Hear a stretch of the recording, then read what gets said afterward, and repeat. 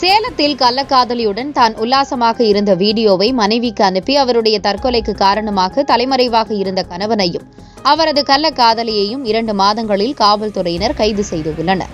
சேலம் மாவட்டம் தாரமங்கலம் அருகே துட்டம்பட்டி பகுதியைச் சேர்ந்தவர் ஜெய்சங்கர். இவருக்கும் சாந்தி என்பவருக்கும் கடந்த 20 ஆண்டுகளுக்கு முன் திருமணமான நிலையில் 2 மகன்கள் உள்ளனர். இந்நிலையில் கடந்த மார்ச் மாதம் வீட்டில் யாருமில்லாத நேரத்தில் சாந்தி தூக்கிட்டு தற்கொலை செய்து கொண்டார்.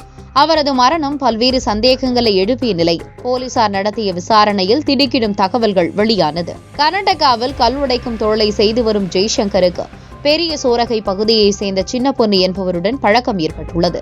இந்த பழக்கம் நாளடைவில் கள்ளக்காதலாக மாற இதை அறிந்த மனைவி சாந்தி ஜெய்சங்கரை கடுமையாக கண்டித்திருக்கிறார். ஆனால் இதை சட்டை பண்ணாமல் தனது சேட்டையை ஜெய்சங்கர் தொடர்ந்ததால் அவரை பிரிந்து தனது பிள்ளைகளுடன் பெற்றோர் வீட்டுக்கு சென்று வாழ்ந்து வந்தார் சாந்தி. இந்நிலையில் பெற்றோர் வீட்டில் நிம்மதியாக வாழ்ந்து வந்த சாந்தி மேலும் மன உளைச்சலுக்கு ஆளாக்கும் வகையில் கள்ளக்காதலியுடன் உல்லாசமாக இருந்த வீடியோவை சாந்தியின் செல்போனிற்கு அனுப்பியிருக்கிறார் ஜெய்சங்கர்.